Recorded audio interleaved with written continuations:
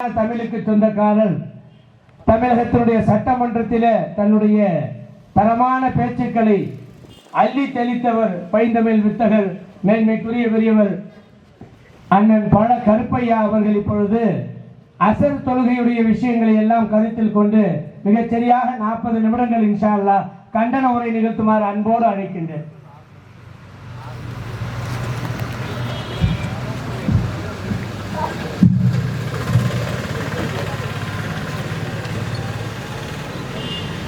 தமிழ்நாடு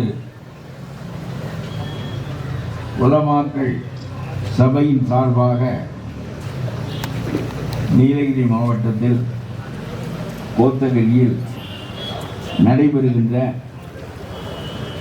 வக்ஃபு சட்ட திருத்த மசோதாவை கண்டித்து நடைபெறுகின்ற இந்த கூட்டத்திற்கு தலைமையேற்றிருக்கின்ற பெருமதிப்புக்குரிய நீலகிரி மாவட்ட ஜமாதுல் உலமாவினுடைய சபை தலைவர் மௌலவி அப்துல் காதர் ஜிலானி கைரி அவர்களே,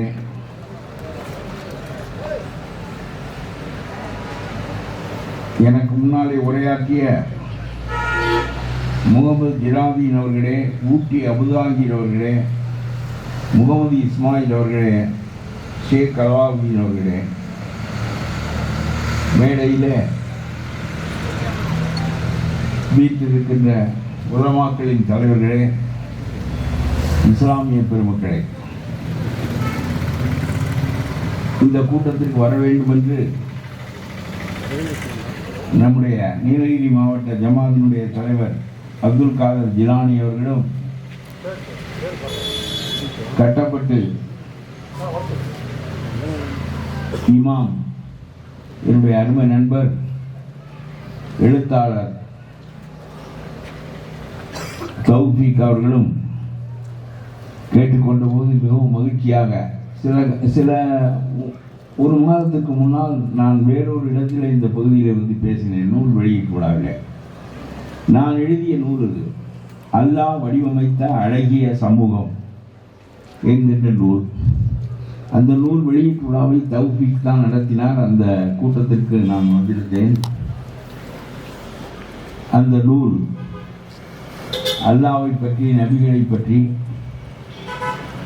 இந்த மார்க்கத்தை பற்றி, அதனுடைய சிறப்புகளை பற்றி ஒரு பாகமாகவும், இன்னொரு பாகம் இந்தியாவில் உங்களுக்கு ஏற்பட்டிருக்கின்ற நெருக்கடிகளை பற்றி, இந்த நெருக்கடிகள் முன்னரே எதிர்பார்க்கப்பட்டனவா என்பது குறித்து, அவற்றுக்கு தீர்வு என்ன என்பது குறித்தெல்லாம் 2வது பாகம் விளக்குகின்ற வகையில் அந்த நூல் 2 பாகமாக, ஆனால் சிறிய நூல் தான், 2 பாகமாக மார்க்க சிறப்புகளை ஒரு பாகமாகவும், மார்க்கத்திற்கு ஏற்பட்டிருக்கிற சிக்கல்களை இன்னொரு பாகமாகவும் எழுதி அந்த நூலை கொஞ்ச நாட்களுக்கு முன்பு கட்டப்பட்டிலே வெளியிட்டார்கள். மீண்டும் கோத்தகிரிக்கு வருவதற்கும் உங்களையெல்லாம் சந்திப்பதற்கும் நான் பெருமகிழ்ச்சி அடைகின்றேன். எனக்கு முன்னாலே பேசியவர் இந்த சமூகம் பன்முகத்தன்மை கொண்டது என்பதை நீ அறிய மாட்டாயா என்றெல்லாம் சொன்னார்கள். ஷேக் அலாவுதீன் ஜனநாயகத்திற்கு கேடாக நடந்து கொள்கிறாயே என்றெல்லாம் சொன்னார்கள். ஜனநாயகம் என்பது சிறுபான்மை மக்களுக்கு எதிரானதுதான் என்பதை அவர் அறிந்திருக்கவில்லை என்பதுதான் என்னுடைய கருத்து. ஜனநாயகம் என்பது பெருவாரியான மக்கள், பெருவாரியான முட்டாள்கள் அல்லது பெருவாரியான ஒருபோக்குடையவர்கள் ஒரு முடிவு செய்தால் அதற்கு இந்த நாடு கட்டுப்படும்.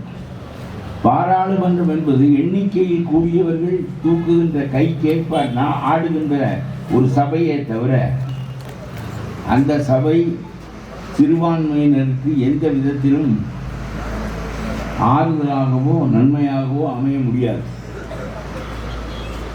முகமது அலி ஜின்னா இந்த நாட்டை பிரித்து கொண்டு போக வேண்டும் என்று விரும்பியதற்கு மிகப்பெரிய காரணமே காந்தியும் நேருவும் வல்லபாய் பட்டேலும் ஜின்னாவும் ஒன்று கொடுக்கிறார்கள். விடுதலை நெருங்கிக் கொண்டிருக்கிறது. வெள்ளைக்காரர் நான் போவதற்கு தயாராகிவிட்டேன், உங்களுடைய சிக்கல்களை நீங்கள் தீர்த்து கொண்டால் உங்களிடம் கொடுத்து விட்டு நான் கப்பல் எழுதுகிறேன் என்று சொல்லுகிறான். சிக்கல் என்ன என்றால் ஜின்னா தனிநாடு கேட்கிறார். தனிநாடு என்னுடைய உடலை துண்டு துண்டாக்கினும் தனிநாட்டுக்கு இசைய மாட்டேன் என்று காந்தி சொல்லுகிறார். இந்தியா ஒன்று, மதத்தின் பெயரால் இந்த நாடு துண்டாடப்படக்கூடாது என்று காந்தி சொன்னார். நம் எல்லோருக்கும் வாக்குரிமை இருக்கிறது. எல்லாருமாக சேர்ந்து ஜனநாயகத்தையும் சமயச்சார்பின்மையையும் இந்த நாட்டிலே வைத்து இந்த நாட்டை நடத்த முடியும். ஆகவே இதை துண்டாட வேண்டாம் என்று ஜின்னாவிடம் சொன்னார். கேட்கவில்லை ஜின்னா. அப்பொழுது காந்தி சொல்கிறார், ஜின்னா நீங்களே இந்த நாட்டினுடைய தலைமை அமைச்சராக ஆகிவிடுங்கள். நேருவை உங்களுக்கு கீழே பணியாற்றும்படி நான் சொல்லுகிறேன். நீங்கள் தலைமை அமைச்சராக ஆகிவிட்டால் நீங்கள் என்ன விரும்புகிறீர்களோ அதற்கேற்றவாறு சட்டங்களை பாராளுமன்றத்தில் உருவாக்கிக் கொள்ளுங்கள். ஒரு சிக்கலும் இருக்காது, இந்த நாடு துண்டுபடாது என்று காந்தி சொன்னார். அதற்கு ஜின்னா சொன்னார். ஜின்னா நேருவை பார்த்தார். நேரு அமைதியாக சொன்னார், பாபு என்னை வெறும் முனிசிபாலிட்டிக்கு சேர்மனாக இருக்க சொன்னாலும் நான் ஏற்றுக்கொண்டு இருப்பதற்கு தயாராக இருக்கிறேன். தலைமை அமைச்சராக இருக்க வேண்டும் என்ற கட்டாயம் இல்லை என்று சொன்னார். ஜின்னா தலைமை அமைச்சராவதை நாங்கள் ஏற்றுக்கொள்கிறோம் என்று சொன்னார். அதற்கு ஜின்னா சொன்னார், அதனாலே தான் ஜின்னா மாபெரும் தலைவர். அதற்கு ஜின்னா சொன்னார், பாபுஜி அவர் மட்டும்தான் காந்தியை காந்தி என்று அழைப்பார். ஜின்னா காந்தி மிஸ்டர் காந்தி என்று தான் கூப்பிடுவார்.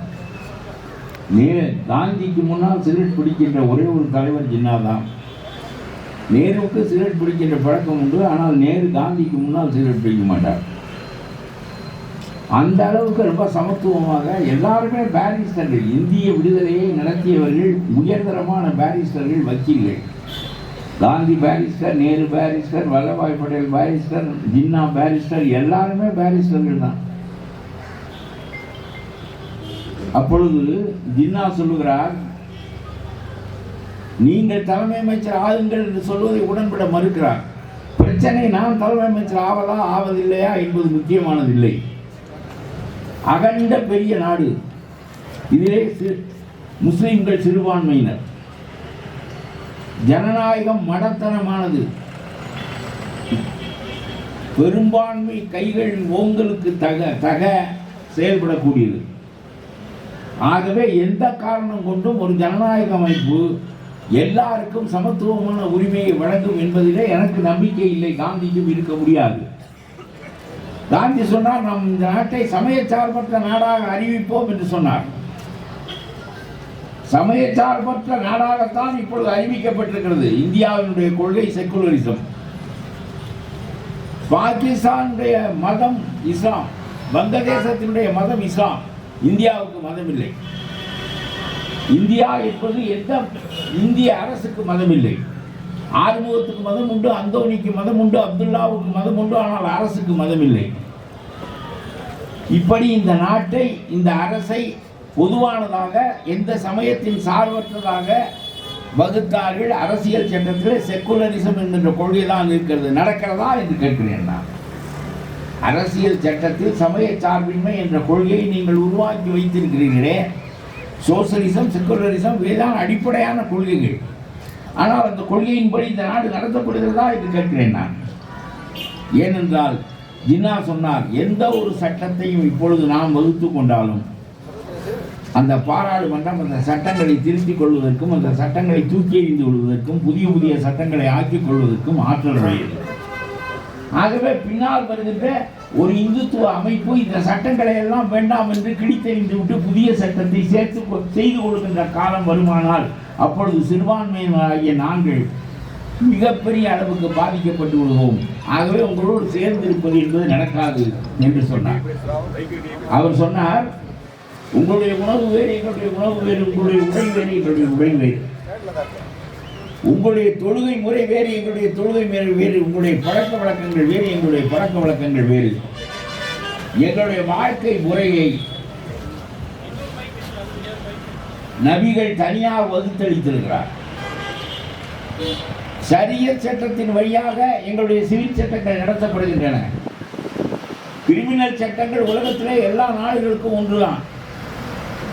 முஸ்லிம்களுக்கும் கிறிஸ்தவர்களுக்கும் இந்துக்களுக்கும் யாராக இருந்தாலும் ஒருவன் கொலை செய்வானேயானால் அவன் தூக்கு என்பதற்கு மதம் தடையாக இருக்காது. ஆனால் உங்களுக்கும் மற்றவர்களுக்கும் என்ன வேறுபாடு என்றால், நீங்கள் எந்த வகையாக வாழ வேண்டும் என்பதை குறித்து நபிகள் நாயகம் ஷரியத் சட்டத்தை வகுத்தளித்து விட்டு போயிருக்கிறார். இந்த ஷரியத் சட்டம் தான் முஸ்லிம்களை உலகம் முழுவதும் ஒன்றாக ஆக்கி வைத்திருக்கிறது. இந்த ஷரியத் சட்டம் சீனாவிலே இருக்கிற முஸ்லீமுக்கும், கோத்தகிரியிலே இருக்கிற முஸ்லீமுக்கும், பாகிஸ்தானில் இருக்கிற முஸ்லீமுக்கும், சவுதி அரேபியாவில் இருக்கிற முஸ்லீமுக்கும் ஒன்றுதான். எந்த வேறுபாடும் கிடையாது. ஒரே ஒரு மதம் மட்டும்தான் கிறிஸ்தவம் போகின்ற இடங்களில் உள்ள போக்குகளை தழுவிக்கொள்ளும் இயல்புடையது. ஆகவே கிறிஸ்தவம் இங்கே வருகின்ற போது இங்கே உள்ள ஜாதி அமைப்பு கிறிஸ்தவம் தழுவிக்கொள்வதற்கு காரணம், அந்தந்த மண் இயல்புகளுக்கு ஏற்ப அடித்தள கொள்கைகளை மாற்றிக்கொள்ளாமல் பிற பழக்க வழக்கங்களை மாற்றிக்கொண்டு நெகிழ்ந்து போகின்ற போக்கு கிறிஸ்தவத்துக்கு உண்டு. இஸ்லாத்திற்கு அந்த போக்கு உலகத்தில் எங்கேயும் கிடையாது. சீனாவிலே இருக்கிற முஸ்லிம்களை ரீஎஜுகேட் செய்கிறோம். மீண்டும் நாங்கள் அவர்களுக்கு மறுகல்வி போதிக்க விரும்புகிறோம். இவர்கள் சீன பண்பாட்டோடு சேர்ந்திருக்காமல் இவர்கள் தனித்தன்மையுடையவர்களாக இருக்கிறார்கள் என்று சொல்லி சீனாவில் உள்ள முஸ்லிம்களை பதப்படுத்துவதற்கு சீன அரசு இன்றைக்கு வரையில் முயன்று தோற்றுக் கொண்டிருக்கிறதே தவிர அதால் அதை செய்ய முடியவில்லை. நீங்கள் எல்லோரும் நீங்கள் எண்ணி பாருங்கள். நான் நினைப்பேன் 5 கட்டளைகளின் பேரிலே இந்த குர்ஆன் ஆக்கப்பட்டிருக்கிறது. 5 தூண்கள். 5 தூண்களிலே கலிமா ஒன்று. அதை விட்டு விடுங்கள். லா இலாஹ இல்லல்லாஹ் முஹம்மது ரசூலுல்லாஹ் என்கிற கலிமா நீங்களாக 4 தூண்கள். அதில் 2 உங்களுடைய தொழுகை குறித்தது, 2 உங்களுடைய கொடை குறித்தது. இந்த 5 மீதும் இஸ்லாம் கட்டப்பட்டு முடிக்கப்பட்டு விட்டது. இதனுடைய விரிவுதான் குர்ஆன், இதனுடைய விரிவுதான் இஸ்லாம். அடித்தளம் இந்த 5 தூண்களின் மீது தான் கட்டப்பட்டிருக்கிறது. நான் பல சமயங்களில் நினைப்பேன், எதற்காக முஸ்லீம்கள் பள்ளி வாசலுக்கு செல்ல வேண்டும்? எங்களுக்கு சிதம்பரத்தில் நடராஜர் இருக்கிறார், திருவண்ணாமலையில் அண்ணாமலையார் இருக்கிறார், அது அந்த கோயிலுக்குள்ளே தான் இருக்கிறார். ஆகவே அங்கே போய்த்தான் அவரை வணங்க வேண்டும் என்கின்ற கட்டாயம் இருக்கிறது. முஸ்லிம்களுக்கு பள்ளிவாசல் என்பது முன்னால் இருக்கின்ற மனிதனின் முதுகுதான் பின்னால் இருப்பவனுக்கு தெரியுமே தவிர, எல்லாருக்குமே இமாமினுடைய முதுகுதான் தெரியுமே தவிர, இமாமுக்கு செவர்தான் தெரியுமே தவிர, அந்த பள்ளிவாசலிலே ஒன்றும் இல்லையே. எதற்காக பள்ளிவாசலில் போய் இவர்கள் வழிபட வேண்டும் என்று நான் பல சமயம் சிந்தித்து கொண்டிருப்பேன். அதற்கு ஒரே ஒரு காரணம்தான். ரயிலிலே வழிபடலாம், தொழலாம், ஒட்டகத்தின் மீது தொழலாம், போரை நிறுத்தி வைத்து விட்டு தொழலாம், எந்த இடத்தில் வேண்டுமானாலும் தொழலாம். நீங்கள் காலையிலே முதல் தொழுகை தொடங்குகின்ற போது காரிலே பயணம் செய்து கொண்டிருந்தால் ஓரமாக நிறுத்தி விட்டு துண்டை விழித்து கொண்டு தொழலாம். உங்களுக்கு இடங்கள் முக்கியம் இல்லை. மேற்கு நோக்கி நீங்கள் தொழ வேண்டும் என்பது மட்டும்தான் முக்கியமே தவிர வேறு எதுவும் முக்கியம் இல்லை. அத்தகைய கட்டத்தில் எதற்காக பள்ளிவாசல் வேண்டும் என்று நான் யோசித்த போது எனக்கு தெரிந்தது, கீழத்தெருவை சேர்ந்த அகமதுவையும் மேலத்தெருவை சேர்ந்த முகமதுவையும் ஒன்று கூட்டுவதற்காகத்தான் பள்ளிவாசல். தொழுகை என்பது ஒரு இடத்தில் எந்த இடத்திலும் தொழுகை செய்யலாம். ஆனால் முகமதுவும் அகமதுவும் அவனவன் வீட்டிலேயே தொழுகை நடத்தி கொண்டிருந்தால் இவர்கள் எப்பொழுது இஸ்லாமியர்களாக அந்த மார்க்கத்தை சேர்ந்தவர்களாக ஒரு உம்மாவாக, ஒரு கூட்டமாக, ஒரு சமூகமாக எப்படி இவர்கள் உருவாக முடியாது. அதனாலே தான் நபிகள் நாயகம் பள்ளிவாசலை உருவாக்கினார். உருவாக்கியதனுடைய நோக்கமே உம்மாதான், சமூக கட்டமைப்பு தான், இவர்களுக்கு இடையே இருக்கிற பிணைப்பும் நெருக்கமும் தான். உலகத்திலே ஒரு முஸ்லீம் இன்னொரு முஸ்லீமுக்கு ரத்த சொந்தக்காரர், சகோதரர்.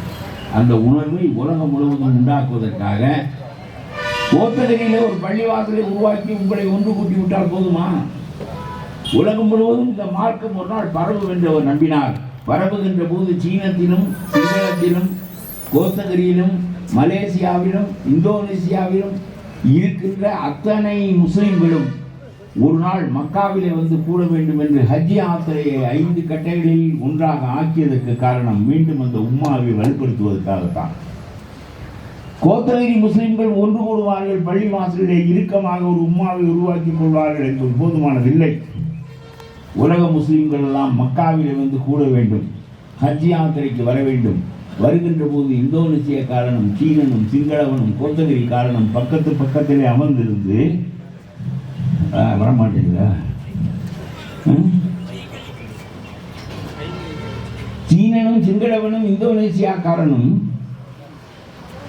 மெக்காவிலே அல்லாஹு அக்பர் என்று கூவுகின்ற போது அவன் நாட்டை மறப்பான், மொழியை மறப்பான், மண்ணை மறப்பான், எல்லாவற்றையும் மறந்து விடுவான். அப்பொழுது அவனுக்கு ஒரு சிந்தனை தான் இருக்கும், அல்லாஹ் மிகப்பெரியவன், அவனை பின்பற்றி இருக்கின்றவர்கள் நாம் என்கின்ற ஒரு சிந்தனைக்கு இந்தோனேசியா காரணம் சிங்களவனும் தமிழனும் சீனனும் ஒன்று கூடுகின்ற அந்த நிலையை ஏற்படுத்துவதற்காகத்தான் 5 கட்டளைகளில் 2வது கட்டளையாக மெக்காவுக்கு வர வேண்டும் என்பதை உருவாக்கினார்.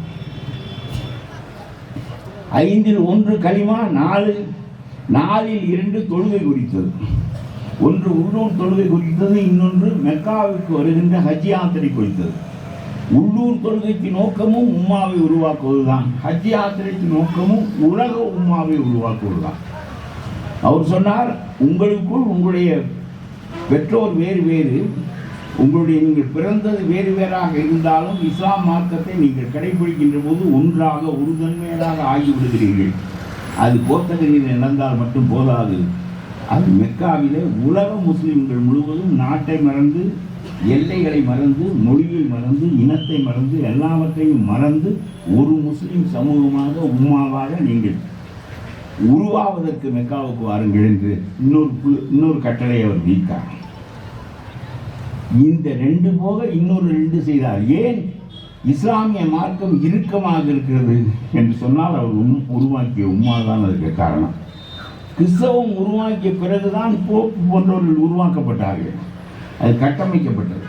ஆனாலும் கூட இத்தகைய இறுக்கமான கட்டமைப்பு உலகத்தில் எந்த மதத்திற்கும் கிடையாது. அது இதை உலக மதமாக ஆக்க வேண்டும் என்கின்ற எண்ணத்தோடைய நபிகள் மிக சிறப்பாக சிந்தித்து உருவாக்கிய உம்மா.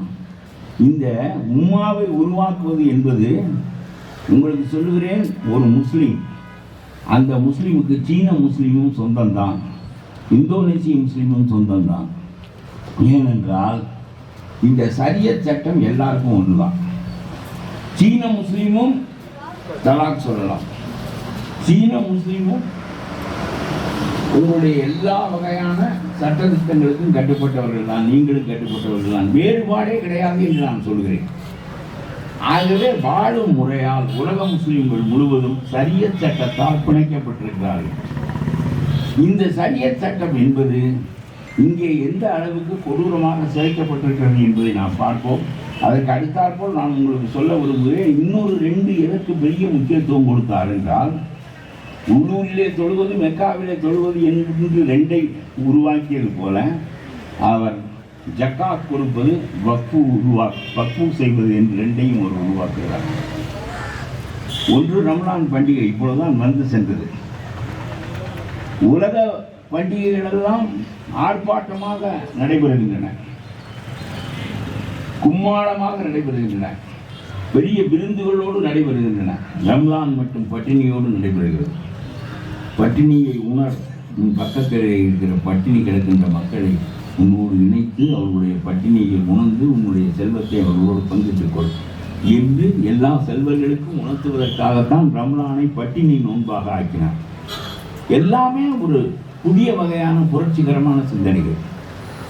அவருக்கு ரொம்ப கவலை. நான் உங்களுடைய குரானை திரும்ப நான் பல முறை படித்திருக்கிறேன். ஒவ்வொரு முறை படிக்கின்ற போதும் எனக்கு தோன்றும், ஒரு இஸ்லாமியன் வயிற்று பசியோடு இருப்பது குறித்து தான் நபிகளுக்கு மிகப்பெரிய கவலை இருந்தது. அவர் சொல்லுகிறார், தீர்ப்பு நாளில் உன்னை கேட்கின்ற போது நீ செய்த நல்ல செயல்களை எல்லாம் பட்டியலிட்டு நீ சொன்னால் அதன் அடிப்படையிலே உனக்கு எல்லாவற்றையும் தீர்ப்பு நாளில் வழங்குவார்கள் என்று நீ நினைத்துக் கொண்டிருக்கிறாய். ஆனால் இவ்வளவு செல்வமுடையவனாக நீ இருந்து உன் பக்கத்திலே பட்டினியோடு ஒரு மனிதன் வாழ்ந்தானே, அவனை பற்றி அக்கறை இல்லாமல் நீ இருந்தாயே, இது குறித்து உன்னிடம் கேள்வி கேட்கப்படும் என்று நபிகள் அந்த வறுமைக்கு, அந்த பசிக்கு எதிரான உணர்வையும், எந்த முஸ்லீமும் பசியினால் செத்து விடக்கூடாது என்பது குறித்தும் அவர் கவலையுடையவராக இருந்தார். அதனாலே தான் அவர் ஏற்படுத்திய ஜக்காத், முஸ்லீமாக ஒருவன் இருக்க வேண்டும் என்று சொன்னார் 2.5 ரூபாய் வரி கட்ட வேண்டும், 100 ரூபாய்க்கு 40 ரூபாய்க்கு 1 ரூபாய் கட்ட வேண்டும், கட்டாவிட்டால் நீ முஸ்லீமாக இருக்க முடியாது என்று சொல்லிவிட்டார். 4 கட்டளைகளையும் நான் கடைபிடிக்கிறேன் என்று ஒருவன் சொன்னான் நபிகளிடம். ஏன் ஜக்காத்தை விட்டு விட்டாய் என்று கேட்டார். அதனால் என்ன, மற்ற 4ஐயும் நான் கடைபிடிக்கிறேனே போதாதா என்று கேட்டான் அவன். ஜக்காத்தை கடைபிடிக்காவிட்டால் நீ முஸ்லீம் இல்லை என்று நபிகள் சொல்லிவிட்டார். ஏனென்றால் உங்களில் ஒவ்வொருவனும் ஒரு 100 ரூபாய் சம்பாதிக்கின்ற போது குறைந்தது 2.5 ரூபாய் அளவுக்காக இன்னொருடைய வறுமைக்கு இன்னொருடைய பசிக்கு செலவு செய்கின்ற கட்டாயம் உங்களுக்கு உண்டு. கூடுதலாக நீங்கள் கொடுப்பதை பற்றி பேச்சில்லை. அந்த சாதாரணமான நிலையிலிருந்து கூடுதல் வசதி உடைய மனிதர்கள் வக்ஃபை உருவாக்க வேண்டும் என்று சொல்லுகிறார். வக்ஃபு சொத்து என்பது வக்ஃபை நீங்கள் கொடுத்து விட்டால், இப்பொழுது நாங்களெல்லாம் டீடு எழுதினால், உயில் எழுதினால் அந்த உயிலை எத்தனை தடவும் மாற்றி எழுதுவோம். நீங்கள் ஒரு முறை வக்ஃபு செய்து விட்டால் ஒரு சொத்தை, அந்த சொத்தை திரும்ப வாங்க முடியாது. ஏனென்றால் அந்த வக்ஃபு சொத்து அல்லாஹ்வுக்கு போகுது. இந்த உலகத்தையே படைத்தவன் நீங்கள் ஒரு 82 சென்டை வக்ஃபு செய்தால் அவன் ஏற்றுக்கொள்கிறான். உலகத்தை படைத்தவன், விண்ணுலகை படைத்தவன், எல்லாவற்றையும் படைத்தவனுக்கு இந்த 82 சென்ட் எதற்காக அவன் ஏற்றுக்கொள்கிறான் என்றால், வயிற்று பசியோடு இருக்கிற அகத்திக்கீரை விற்கிற பாத்திமா தன்னுடைய மகளை வளர்ப்பதற்கு பாடுபடுகிறாளே, அவளுக்கு இந்த பணம் தேவைப்படுகிறது. அதனாலே வக்ஃபுவை அல்லாஹ் தனக்குரிய சொத்தாக ஏற்றுக்கொள்ளலாம். ஆகவே நீங்கள் ஒரு முறை வக்ஃபு செய்து விட்டால் செய்ததுதான், திரும்ப சொத்தை வாங்க முடியாது. அவன் முத்தவல்லியை நியமித்துக் கொள்ளலாம். என்ன பண்ணாலும் கேட்கலையா? இப்ப கேட்குதா? இது இல்லை,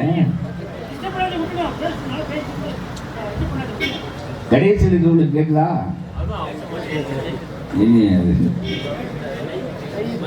இல்லை, கையில் வச்சு பேசுறாங்க. சரி, நான் பேசுறேன். ஆகவே ஒரு சொத்தை நீங்கள் வக்ஃபு செய்து விட்டால் அந்த சொத்து அல்லாஹ்வுக்குரிய சொத்தாக ஆகிவிடும். அதை நீங்கள் திரும்ப பெற முடியாது. ஒரு முத்தவல்லியை நீங்கள் நியமித்து அவரின் வழியாக மேற்பார்க்கலாமே தவிர அந்த சொத்து திரும்ப பெற முடியாத